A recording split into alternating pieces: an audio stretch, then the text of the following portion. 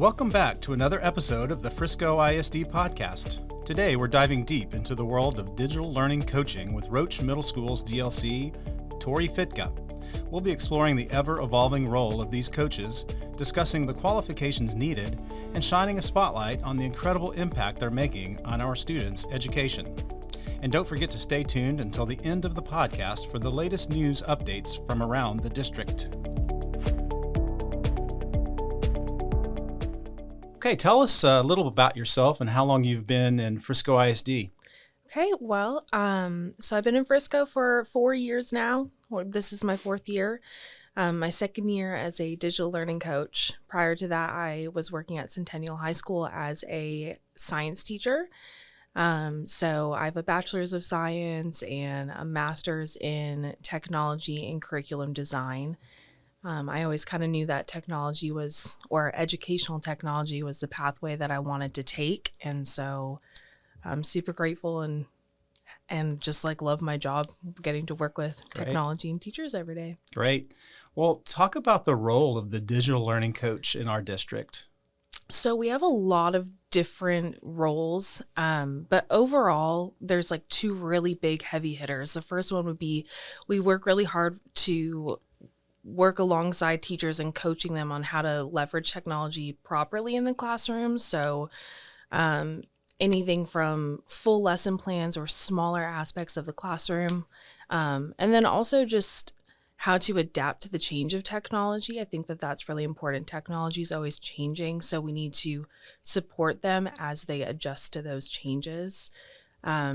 And just in general, just making really good, strong connections with teachers and staff and the community and making sure that everyone feels that their needs are met for digital learning. So technology support, but integrated into that specifically is the student experience, right, in the classroom. Absolutely. Cool. What qualifications and training are typically required for individuals that want to become a DLC or a digital learning coach? So you need to have a bachelor's degree and some sort of teaching experience for, I think it's 3 years, but you're not required to have a master's. I just was working on that during COVID times, and so it just helps me with it. But just overall, I think being able to problem solve and being able to work well with any person and just work through problems that they're having, that's a really big thing too. Because you never know what's going to walk in through the door on a day-to-day basis, how big or how small the issues are. Every day is different. Every day. And a lot of times we like our jobs when every day is different, right? Yeah. That's great. Keeps it interesting. That's right. Talk about, specific grade levels where DLCs are more heavily involved, or do they work across all levels of education in Frisco ISD? It's really all levels, from kindergarten all the way through 12th grade, and for staff. We're a big adult education as well. So I don't think that there would ever be a grade that got less from us. Right. Great. At every level, K-12 and beyond and before. Yeah. Right? How does your experience as a middle school DLC differ from an elementary specifically, would you say? Are there some big differences there? I think your overall role is the same. You are still working for the teachers to support the students, and your overall job description's the same. The thing that would change is what software you're using and what programs the teachers are utilizing in their classroom. Some of the teaching strategies are going to be different, so your knowledge base is maybe slightly different. Right. I wouldn't be able to work on Seesaw with elementary, but give me Canvas and I'm a pro. Makes sense. Context matters. Yeah. In what ways does technology benefit a student's learning experience? I think it's just the limit does not exist. There's just so many ways that technology can help them. We don't know what careers they're going to have in the future. I know that's a really common saying, but it's we're preparing them for a future or careers that don't exist yet. So by having different forms of technology in the classroom, like making podcasts or infographics or anything like that, we're preparing them for that future. And I think that they're also gaining just more rigorous learning. They're applying their knowledge in different ways and in real world applications. It's really important. Without technology, they wouldn't necessarily be able to do that. Right. So I just think that there's so many options, and you can really cross boundaries with just trying new things and experiencing new things that without it we wouldn't be able to do. Technology is a new business, right? You're always learning and having to keep up and Yeah. try new things and get the next new big thing, right? Mhm. Yeah. Absolutely. How do digital learning coaches collaborate with teachers and other educators to enhance digital learning in the classroom? So there's a lot of different things we can do on a normal day-to-day, or just on my normal like to-do list. We would have weekly or monthly newsletters that we send out with tech tips. We have like really big tech events. I just had one for Halloween called Tech or Treat, and it was all AI based, and it was a full day thing for teachers. Being present on social media and sharing different tech tips that we're finding online. Those are all like the simple things that we do along the way. But overall, like, we're present in all the plannings. And so we're helping them utilize, and we're listening to how they're lesson planning, and we try to find like good ways of them to use technology. Mm-hmm. And then we're also doing one-on-one coaching. If a teacher's really struggling, we're making sure that we're supporting them and giving them the like the structure and the assistance that they need to improve on like a personal level as an educator. So again, we have a lot of technology support in our district. This support, the DLC specifically, again, right there in the classroom with the students, with the teachers, Yeah. with the learning going on in our classrooms. Yeah. Do you create lesson plans, or do you create lessons in general for students as well? Yeah, it really just depends on what the teachers are wanting, like what level of assistance they want.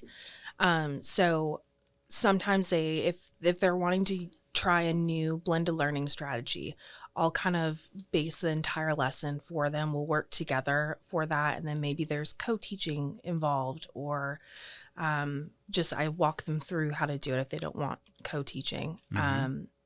But yeah, we always provide examples. We'll have like resources available to them where they can pull from, like example lessons, and they can pull resources from that. But yeah, it's really whatever the teachers want. Like, Right. we're there to support them. Great. Yeah. How do you stay updated on the latest educational technology trends and best practices for students? We talked about it's always changing. So how do you keep up with it all? I try to set a little bit of time each week to do research. So whether that's on Twitter, because there's so many ed tech people on Twitter, like going on there, seeing what they're posting, seeing all the new AI apps, because that's like all the buzz right now, right? And then as a DLC team, we also collaborate a lot really well together, and we share, oh, I found this program, this is how it works. And then we all just share our knowledge and work through everything together. So we've talked about the students, we've talked about the teachers and other campus staff as far as that support you provide. Let me throw this one at you. What about parents and guardians? How do we help those guys in our digital learning environments? Is any support you give for those guys? Yeah, we have an entire website that is devoted to just helping parents get onto different platforms, any sort of troubleshooting issues that they would have. And then just on like the daily, when parent emails come into the school, like, you would help the admin team give them the best possible answer, give them whatever resources or directions that they need. Well, as a parent of a student in Frisco ISD, I'd like to say thank you for that. I need all the help I can get. How has the role of the digital learning coach evolved over the years? So I think that the DLC role in Frisco has really evolved. So at the very beginning, I would say that it was kind of like the techie best friend in the teacher group. There's always that one person who's just really good at technology, and they kind of help you along with like the basics of how to use technology.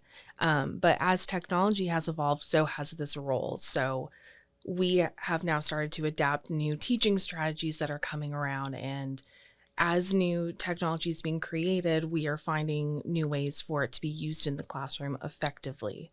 And so we're also coaching the teachers. We're no longer just like the tech help, but we're also tech coaches. So like, I would put us on the same level as an instructional coach, just with the technology background, right? So any sort of one-on-one coaching, group coaching, anything like that, it has dramatically changed since the beginning.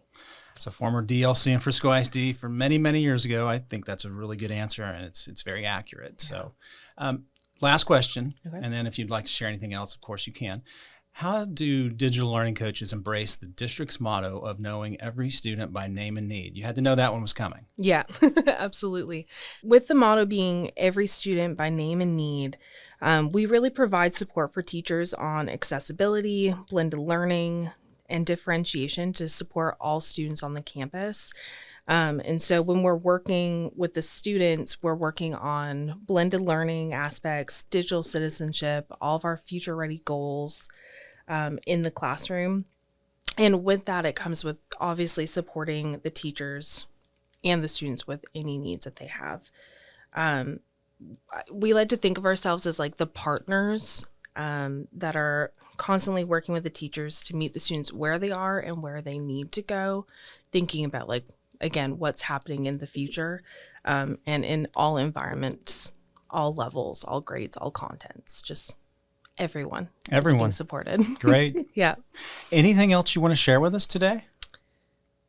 I don't think so. Yeah. Well, it's been wonderful learning more about the DLC program in Frisco ISD. You know, of course, I mentioned I was one at one time, and a lot has changed. I can attest to that, and it's come a long way in a very positive way.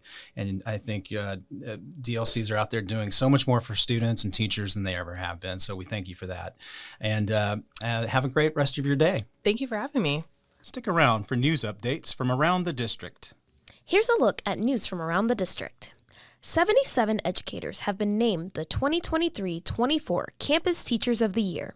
These passionate and dedicated teachers have gone above and beyond, inspiring and elevating our students to achieve the highest potential. Each Campus Teacher of the Year also has the opportunity to apply to become the district's Elementary Teacher of the Year or Secondary Teacher of the Year in the spring. Congratulations to these outstanding individuals. Frisco ISD employees who have been with the district for over a year can expect to receive a retention bonus in their January paycheck thanks to a vote by the Board of Trustees. The district is always looking for individuals who showcase a passion for students. To view a list of available job opportunities, visit friscoisd.org/careers.